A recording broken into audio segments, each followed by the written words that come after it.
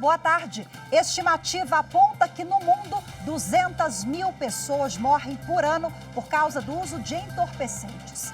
O dia 26 de junho, que neste ano caiu no domingo, é o Dia Internacional de Combate às Drogas. Uma data importante para conscientizar a população sobre a necessidade de combater os problemas sociais criados pelo uso de entorpecentes. Esse é apenas um dos destaques do Jornal da Justiça de hoje. Vamos aos demais. Superior Tribunal de Justiça autoriza a retomada de processo no Tribunal de Contas da União, que investiga ex-procurador Deltan Dallagnol por recebimento de diárias e passagens. Ministro do Supremo Tribunal Federal, Gilmar Mendes, convoca para amanhã a audiência de conciliação entre a União, os 26 estados e o Distrito Federal. Já são 3 ações que tramitam sobre o ICMS dos combustíveis no Supremo. E ainda, Ministério Público Federal lança hoje o Movimento Nacional de Defesa dos Direitos das Vítimas.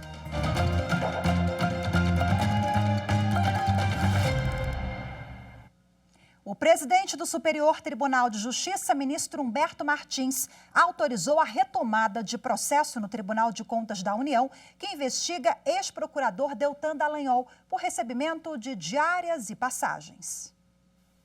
O presidente do STJ, ministro Humberto Martins, suspendeu uma decisão que impediu a continuidade da tomada de contas especial aberta pelo Tribunal de Contas da União para apurar suspeitas de recebimento indevido de diárias e passagens pelo ex-procurador Deltan Dallagnol durante a Operação Lava Jato. No processo, o TCU apurou que R$ 2.800.000 pagos em diárias e passagens deveriam ser devolvidos pelos integrantes da Força Tarefa.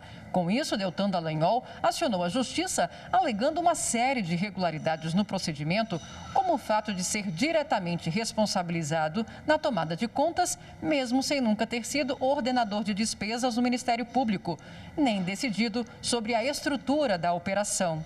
A Justiça Federal no Paraná concedeu a liminar suspendendo o processo de tomada de contas em relação ao ex-procurador, decisão que foi mantida pelo Tribunal Regional Federal da 4ª Região. No STJ, a União alegou que a liminar impede o exercício legítimo das atribuições constitucionais e legais por parte do TCU e que a manutenção da liminar poderá colocar em risco todas as demais tomadas de contas em tramitação na Corte. Para o ministro Humberto Martins, a decisão da Justiça Federal fere a autonomia do Tribunal de Contas da União.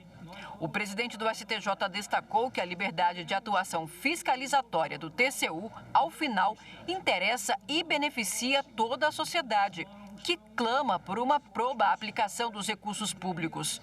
O ministro enfatizou ainda que a manutenção da decisão que suspende o processo tornaria irreversível o prejuízo a ser concretizado com o impedimento de atuação fiscalizatória da Corte de Contas. O ministro Luiz Roberto Barroso, do Supremo Tribunal Federal, divulgou uma nota para esclarecer sobre uma afirmação que ele fez nesse domingo em evento na Universidade de Oxford, na Inglaterra. Barroso foi questionado ao dizer que, quando presidia o Tribunal Superior Eleitoral, teve que gastar tempo e energia debatendo a volta do voto impresso com contagem pública manual. O ministro explicou que era nessa linha a proposta de emenda à Constituição levada à votação na Comissão Especial da Câmara dos Deputados. Bom, a nota traz o texto final da PEC, a votação e ainda o link com as diversas manifestações públicas do próprio presidente da República defendendo a contagem pública dos votos. O ministro Luiz Roberto Barroso afirmou que a fala dele corresponde à exata realidade dos fatos, a pura verdade. O ministro Gilmar Mendes, do Supremo Tribunal Federal, convocou uma audiência para amanhã, uma audiência de conciliação entre a União e os 26 estados e o Distrito Federal. A reunião é para que os representantes cheguem a um acordo na ação que trata do ICMS, que incide sobre os combustíveis. A ação ajuizada pela Advocacia Geral da União questiona as normas estaduais que regulamentam a cobrança do tributo nos combustíveis acima da alíquota em operações gerais. A AGU sustenta que o alto custo estaria prejudicando o consumidor final, que acaba pagando mais caro pelo combustível, além de onerar cadeias de consumo e produção, como alimentação e transportes, com impacto direto na inflação. A instituição que representa o presidente Jair Bolsonaro nos autos entende que essas operações deveriam ter o mesmo tratamento dado aos serviços de fornecimento de energia elétrica e de telecomunicações, considerados pelo Supremo Tribunal Federal como bens essenciais e que, por isso, não poderiam ser alvo de tributação superior à das outras operações. De acordo com a ação, as normas estaduais fixaram o ICMS para a gasolina em percentuais que variam de 25% a 32%, o que para a AGU está em desacordo com a alíquota geral, que varia entre 17% e 18%. No despacho, o ministro do STF, Gilmar Mendes, relator da ação, disse que os entes federados manifestaram interesse em buscar uma conciliação. Já são 3 ações que tramitam sobre o ICMS dos combustíveis no Supremo. A audiência deve contar com representantes de todos os estados e da União. A reunião virtual será realizada pela plataforma Zoom e está marcada para esta terça-feira, às 9 da manhã. O ministro Gilmar Mendes vai participar de forma virtual dos eventos previstos para a semana. Ele testou positivo para a Covid-19 em Lisboa. O ministro teve sintomas leves e passa bem. O Supremo Tribunal Federal invalidou lei do estado de Pernambuco que permitia a utilização de depósitos judiciais e extrajudiciais de terceiros em programas e ações sociais e no pagamento de precatórios judiciais relativos a créditos de natureza alimentar. As informações com a consultora jurídica da TV Justiça, Gisele Reis. Os depósitos judiciais são valores confiados pelas partes de um processo ao Poder Judiciário, que se torna depositário da quantia entregue e responsável por sua conservação e restituição ao final do processo. A lei pernambucana permitia que os depósitos judiciais e extrajudiciais em dinheiro ficassem à disposição do Poder Judiciário local ou da Secretaria da Fazenda e possibilitava a utilização desses valores em programas, ações sociais e no pagamento de precatórios judiciais relativos a créditos de natureza alimentar. A discussão sobre a validade constitucional desta lei chegou ao STF a partir de ação apresentada pela Procuradoria-Geral da República. O caso foi apreciado pelo plenário virtual da Suprema Corte, que declarou a sua inconstitucionalidade. Os ministros acompanharam integralmente o voto da relatora Rosa Weber, que se manifestou pela invasão legislativa do Estado em assunto cuja competência exclusiva para legislar é da União, já que o tema depósitos judiciais envolve matéria processual. A relatora ainda destacou que a legislação estadual, além de possibilitar a ingerência indevida do Poder Executivo no Poder Judiciário, permitia a expropriação de valores pertencentes ao jurisdicionado, violando o direito de propriedade, uma vez que os recursos das contas judiciais não compõem as receitas públicas. A decisão do STF deve ser cumprida a partir da publicação da ata do julgamento e os manejos de recursos realizados até esta data permanecem válidos por uma questão de segurança jurídica. No podcast Supremo na Semana, o diretor de políticas públicas do WhatsApp Web no Brasil, Dário Duringer, fala sobre a conta oficial do Supremo Tribunal Federal na plataforma para ampliar o acesso à justiça. Na última semana, o Supremo Tribunal Federal fechou parceria com o WhatsApp e a plataforma Robu para oferecer de forma rápida e confiável informações sobre a Corte. A ferramenta também vai ajudar a combater a desinformação. No podcast Supremo na Semana, o diretor de políticas públicas do WhatsApp no Brasil, Dário Duringer, explicou que um novo serviço que não tem custo aos cofres públicos só traz benefício para a população. A primeira Suprema Corte que tem a sua conta oficial no WhatsApp. Portanto, isso mostra o caráter inovador dessa iniciativa e do caráter visionário que essa iniciativa do Supremo Tribunal Federal tem. Num país com a importância que o WhatsApp tem, né, de poder facilitar a comunicação privada entre as pessoas, levar informação de qualidade, também para o Supremo Tribunal Federal, tem uma característica muito importante, que é poder levar os seus serviços mais amplamente, de maneira mais democratizada, às pessoas no país, em geral, e em especial para alguns grupos, né, de pessoas interessadas que acompanham mais de próximo o trabalho do Supremo. A ferramenta vai permitir checar informações sobre o tribunal, inclusive com alertas e notificações sobre o assunto. Além do push, uma ferramenta muito usada por advogados que vai receber a atualização do processo que estiver acompanhando. Para o diretor de políticas públicas do WhatsApp no Brasil, a parceria com a Justiça é essencial para o fortalecimento da democracia. Nos permite estabelecer uma agenda de trabalho com o tribunal, o que, por exemplo, como próximos passos, vai ter uma série de diálogos com os gabinetes para a gente levar informação contra golpes de segurança no uso do WhatsApp. Para além dessas sessões de diálogo e de levar informação para cada um dos gabinetes, está à disposição dos gabinetes dos ministros do Supremo, também há aqui uma frente que pode ser aberta com outros órgãos da Justiça a partir desse vértice que é o Supremo Tribunal Federal. Por exemplo, com o CNJ e outros órgãos da Justiça, em que, a partir desse momento em que o WhatsApp é parte do programa, nos colocamos à disposição da presidência da Corte. E para ter acesso às informações sobre o Supremo Tribunal Federal, basta incluir na agenda do celular o número de telefone 61 3217 3003. É esse número que aparece na sua tela. Veja a seguir no próximo bloco. No mundo, cerca de 275 milhões de pessoas usaram drogas em 2021. Vamos falar sobre o combate ao uso de entorpecentes no Brasil em instantes. Voltamos já já.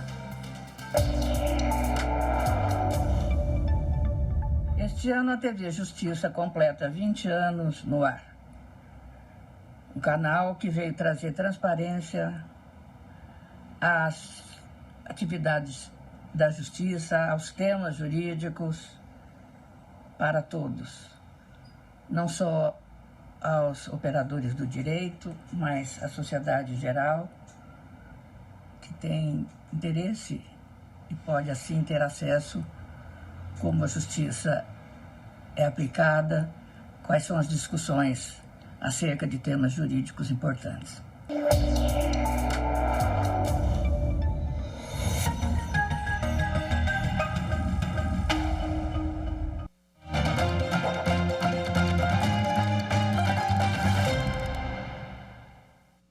O dia 26 de junho, que neste ano caiu no domingo, foi instituído pela Organização das Nações Unidas para conscientizar a população sobre a necessidade de combater os problemas sociais criados pelas drogas ilícitas, além de planejar ações de combate à dependência química e ao tráfico de drogas.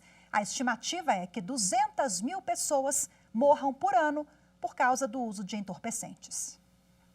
As drogas alteram o funcionamento do organismo e, por isso, causam diversos malefícios. Infartos, acidentes vasculares cerebrais e insuficiência renal são alguns deles.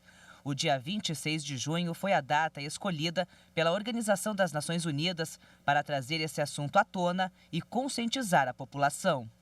O relatório mundial sobre drogas de 2021, divulgado neste mês pelo Escritório das Nações Unidas sobre Drogas e Crime, revela que cerca de 275 milhões de pessoas no mundo usaram drogas no ano passado, aumento de 22% em comparação com 2010.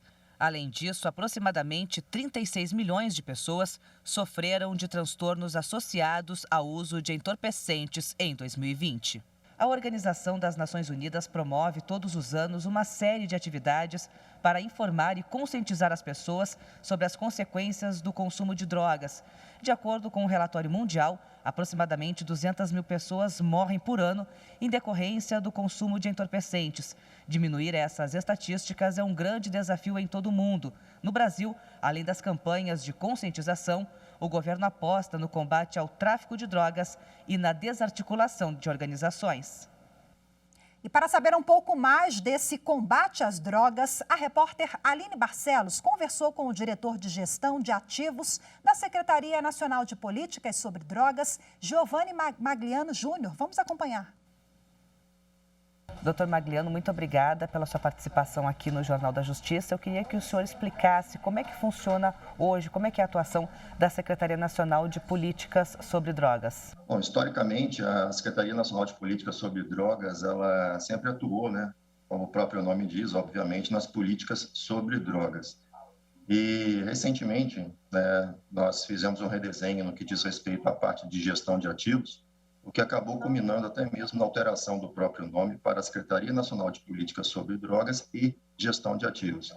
Então, nós temos dentro da Secretaria 2 diretorias, de forma que uma diretoria complementa o trabalho da outra, uma fazendo a gestão dos bens que são apreendidos em decorrência da prática dos crimes de drogas e também outros crimes, e ao fazer essa gestão desses bens, gera-se recurso financeiro que são aplicados, né, esses recursos são aplicados em políticas sobre drogas, bem como em outras políticas de segurança pública à sociedade. Então, praticamente a SENAD, né, ela opera nesse ciclo virtuoso, onde uma ação vai complementando a outra e vai se fortalecendo cada vez mais.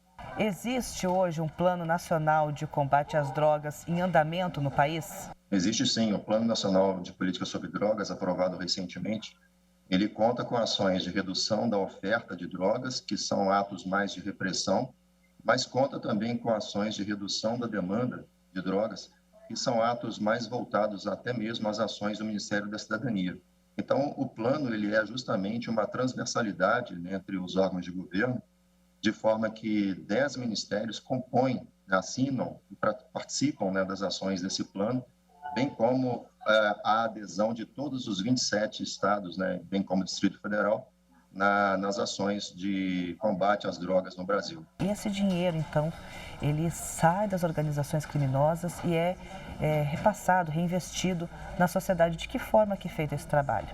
Todos os recursos que são arrecadados em virtude da gestão dos bens apreendidos, eles são aplicados em fundos públicos. E o destino desse fundo, ele guarda muita relação com o tipo de crime praticado.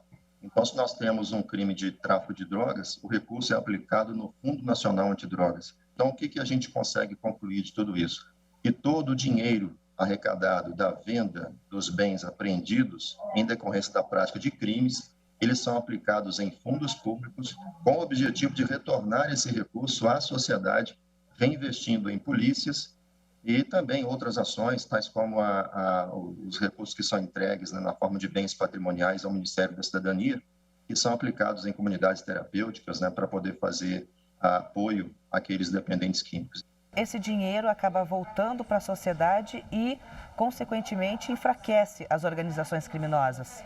Claro. Percebe-se, né, claramente aí pela ação da polícia que não se basta fazer a prisão, né, daqueles que cometem o crime, mas perseguir o patrimônio dessas organizações criminosas é muito importante, porque gera um enfraquecimento, uma asfixia financeira, e toda vez que se recolhe esse patrimônio e vende esse patrimônio, esse recurso é um recurso novo para a sociedade e ele é reinvestido em combate à própria criminalidade. A justiça ela tem um papel fundamental para ajudar nesse trabalho, nessa empreitada de vocês, não é mesmo, doutor Magliano? Fundamental, eu diria, porque desde o ato da apreensão até o momento em que se consegue fazer a venda do bem, é preciso que exista, né, a ação judicial no sentido de se determinar a venda antecipada desse bem. Essa venda a gente chama de antecipada porque ela ocorre antes do trânsito em julgado, que determina o perdimento do bem em favor da União, e sendo bem prático, né, a lei de drogas, por exemplo, ela estabeleceu que 30 dias após a comunicação de apreensão feita pela polícia, os magistrados devem decidir pela alienação do bem. Por isso que nós chamamos de alienação antecipada. Quanto mais próximo da apreensão for feita a venda, mais preservado estará o bem, maior vai ser o valor econômico extraído da venda desse bem, o que acaba sendo bom para todos, inclusive para o réu, que se for eventualmente absolvido 5 anos depois, em vez de receber um bem depreciado pela ação do tempo, que ficou parado, ele vai receber um recurso corrigido da taxa Selic, o que é bom para ele, inclusive, se ele for eventualmente absolvido pela prática do crime de tráfico de drogas.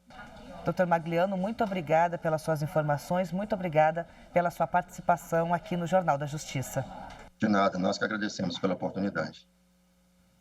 Veja a seguir no próximo bloco. O Ministério Público Federal lança hoje o Movimento Nacional de Defesa dos Direitos das Vítimas. Os detalhes em instantes. Voltamos já.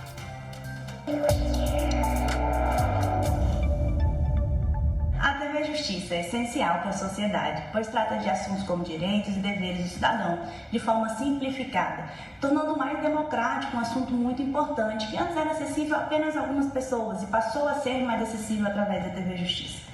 A TV Justiça também é fundamental para nós, profissionais do direito, por sempre trazer temas atuais, ajudando o profissional do direito a se manter sempre atualizado e atento às novas discussões no mundo jurídico.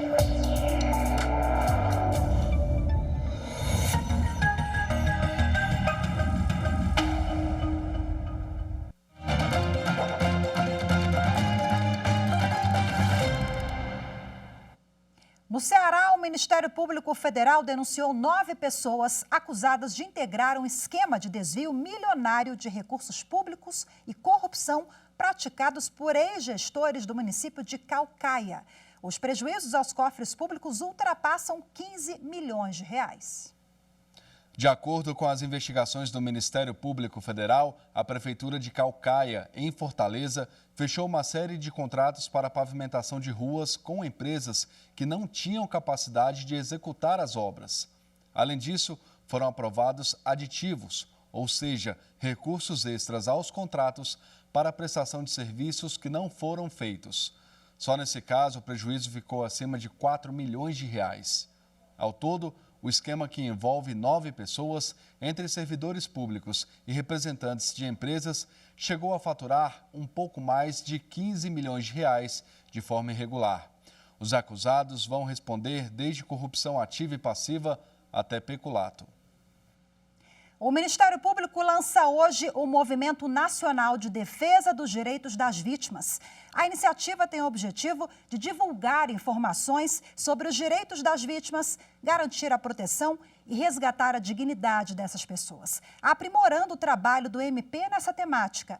A solenidade de lançamento será realizada em Brasília às 14h. O evento será transmitido ao vivo pela internet.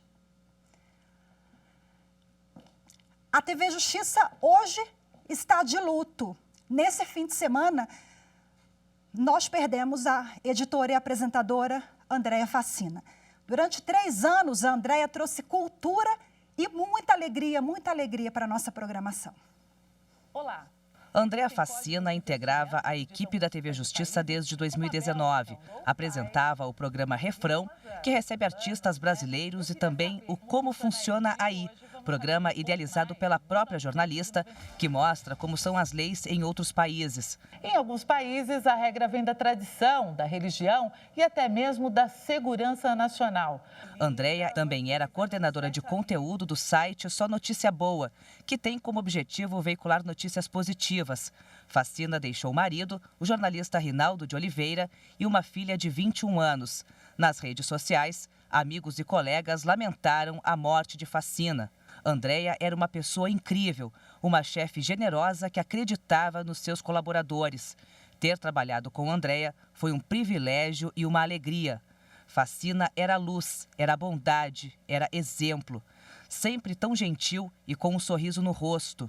Em nota, o Supremo Tribunal Federal também lamentou a morte de Andréa.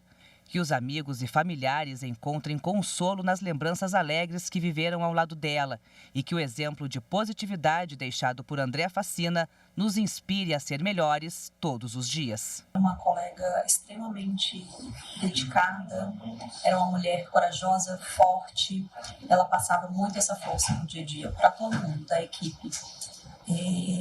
Era muito talentosa, acho que estava num dos melhores momentos, eu ouso dizer, da vida dela. Andréa Facina passou por vários veículos de comunicação, como SBT, TV Bandeirantes e Record TV.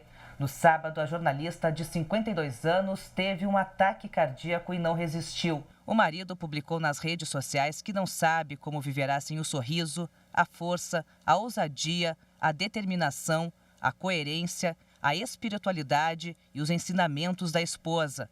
Na redação da TV Justiça, os colegas lamentaram. A gente não perdeu só a nossa colega de trabalho, a profissional. A gente perdeu um espírito livre, alegre, conciliador, que iluminava toda a redação. Então, estamos muito tristes e ela certamente fará uma grande falta.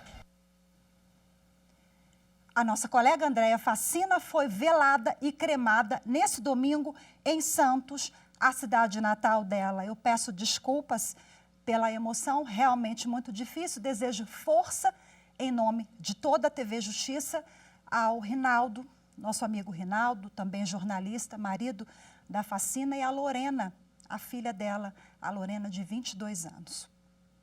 Hoje ficamos por aqui. Até amanhã.